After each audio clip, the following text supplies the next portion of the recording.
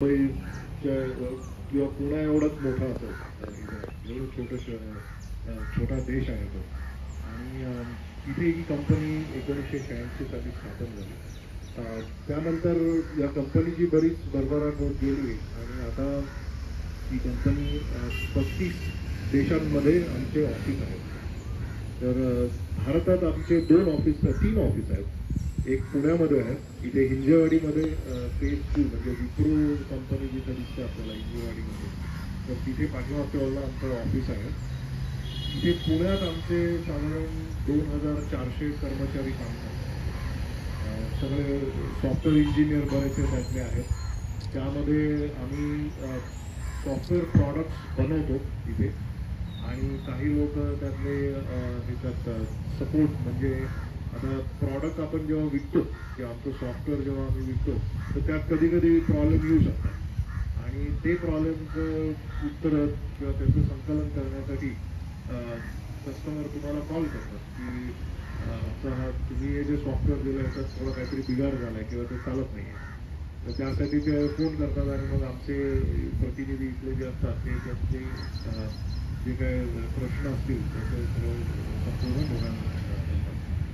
आणि बाकीचेही कर्मचारी आहेत, म्हणजे तुम्हाला HR म्हणजे ह्युमन रिसोर्सेस ज्याला आपण म्हणतो, तर ते पण कर्मचारी इथं आहेत. ते कशासाठी लागतात, तर कंपनीत काम करणारे जे कर्मचारी असतात त्यांची देखभाल किंवा त्यांना किती पगार द्यायचा, केव्हा द्यायचा, हे सगळे त्याचे जे, आणि त्यांच्यासाठी ट्रेनिंग.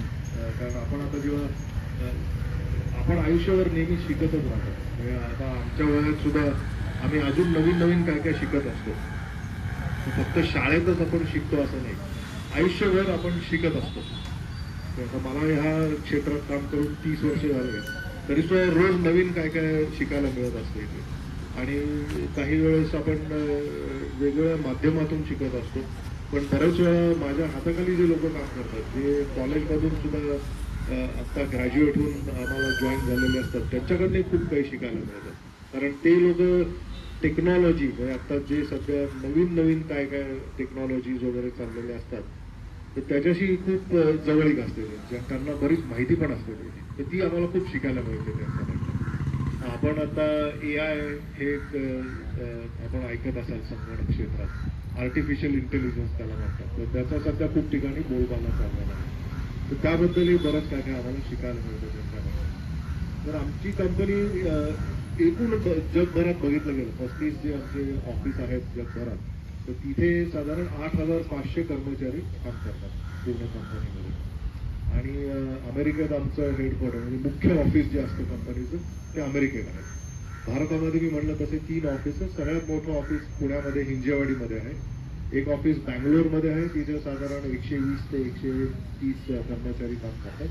आणि मुंबईमध्ये आमचे सेल्सवाले लोक म्हणजे जे प्रॉडक्ट विकतात ते काम करतात, तिथे साधारण 10 ते 15 कर्मचारी काम करतात. तर अशी आमची कंपनी आहे. आम्ही काम काय करतो, म्हणजे आम्ही जे म्हणतो की हे सॉफ्टवेअरचं प्रॉडक्ट आम्ही बनवतो आणि ते विकतो, तर ते काय करतो आम्ही.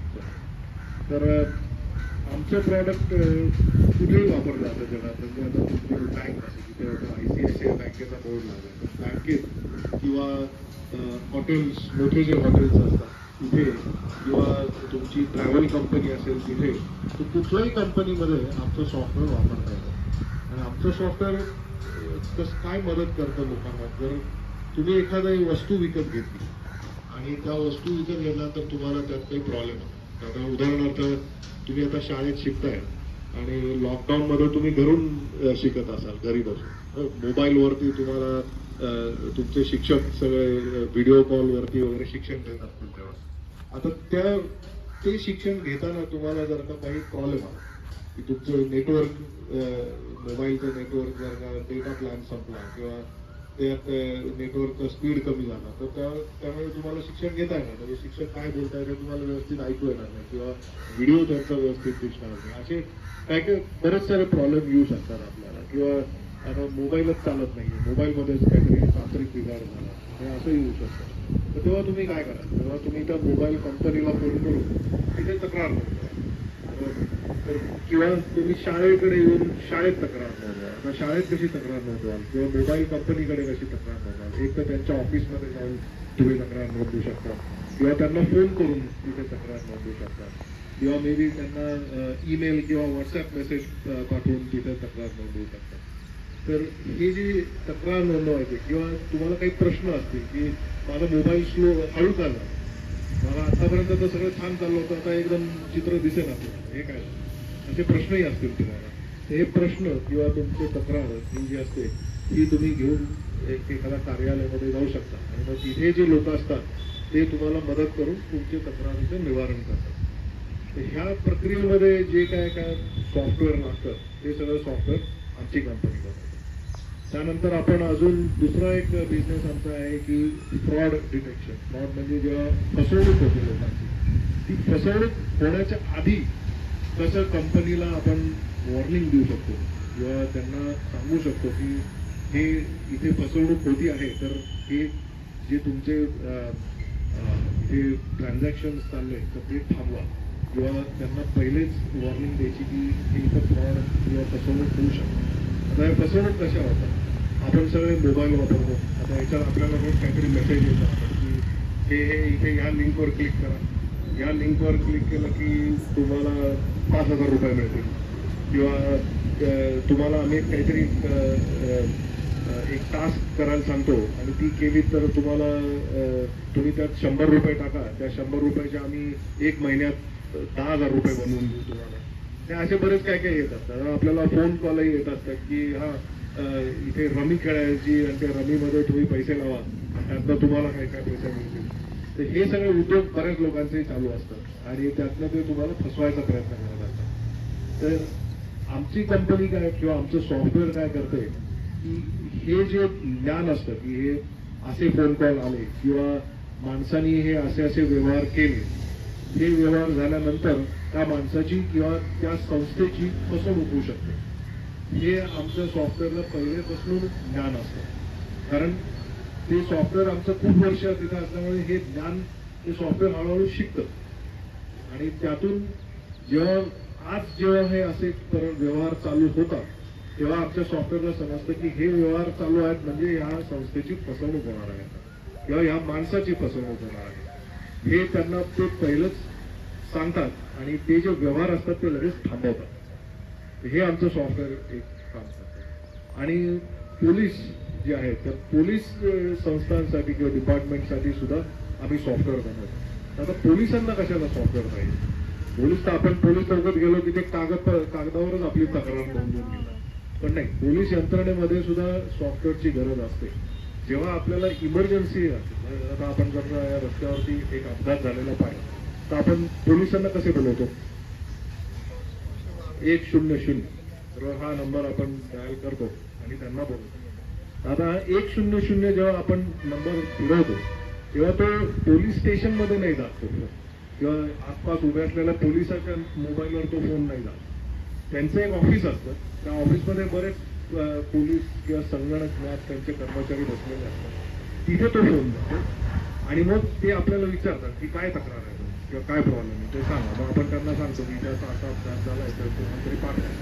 मग ते काय करतात, ते त्यांच्या त्या ऑफिसमधून ते जे बाहेर जे पोलीस आहेत त्यांची जीप असेल इथे म्हणा किंवा पोलीस स्टेशन असेल जवळ, तर त्यांना ते कळवतात की असा असा अपघात या ठिकाणी झालेला आहे, तिथे लवकर पोहोचा.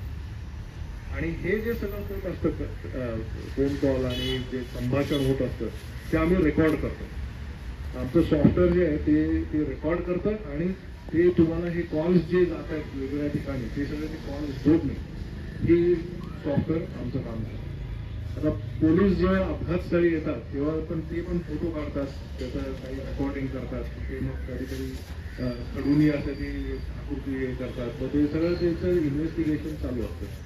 तर ते जे फोटो काढलेले आहेत किंवा त्यानंतर ते जे हे भीती तक्रार काय असेल किंवा त्या अपघाताची सगळी नोंद किंवा आजूबाजूच्या लोकांशी बोलून त्यांच्याकडनं माहिती मिळवून ही सगळी माहिती ते नमूद करतात आणि ती संगणकामध्ये टाकायची. कारण जर का त्यांनी नुसती ती लिहिली, काहीतरी आहे वाटतं तिथे, तुम्ही इकडे येऊन बसा रे,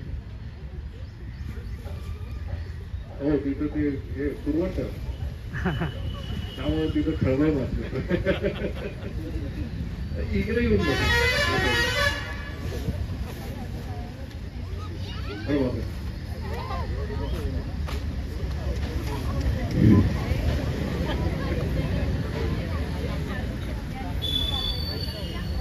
तर ह्याच्यामध्ये आम्ही काय करतो की जर का आता ती तक्रार आपण कागदावर नोंदवली आणि हे कागद सगळे आता पोलीस स्टेशनमध्ये बसले आणि आता आपण आजकाल बघतोय की पाऊस खूप पडतोय आणि काही काही ठिकाणी दुकानांमध्ये किंवा बिल्डिंगमध्ये वगैरे पाणी पण जातंय. आता त्या पोलीस स्टेशनमध्ये पाणी घुसलं समजा तर काय होईल, ते कागद सगळे खराब होऊन जातील बरोबर. त्याच्यावर जे काय तक्रारी लिहिल्या आहेत त्या सगळ्या शाई वगैरे मिटून जाईल किंवा ते कागद कुजून खराब होऊन जातील. मग काय होईल, म्हणजे आपल्याकडे आतापर्यंत ज्या सगळ्या तक्रारी लिहून ठेवल्या होत्या आणि त्याचं निराकरण करायचं असतं त्या सगळ्या गेल्या, असं होऊ शकतं बरोबर. त्याच्यासाठी काय करायचं आपण, त्या तक्रारी संगणकामध्ये टाकल्या तर त्या संगणकामध्ये टाकल्यानंतर त्या गायब होत नाही. समजा तुमचा संगणक खराब झाला तरी तो मेन जो सर्व्हर असतो त्याच्यामध्ये ती सगळी माहिती उपलब्ध असते बरोबर. आता आपण जर का तुम्ही काही लोकांचे ईमेल ॲड्रेस वगैरे असतील समजा किंवा आपण व्हॉट्सॲप वगैरे वापरत असाल तर ही सगळी माहिती ही आपल्या मोबाईलमध्ये तर असतेच पण ती एका मेन कम्प्युटरमध्ये पण असते. तो कम्प्युटर आपल्यापासून दूर असतो. तिथे पाणी वीज किंवा वादळ वगैरे आलं तर तिथे त्या माहिती कक्षाला काही होत नसतं. तर तिथे आपली माहिती असते आणि त्यामुळे काय होतं की ती माहिती सुरक्षित राहते. हे सगळं काम सुद्धा आमची कंपनी करत असते.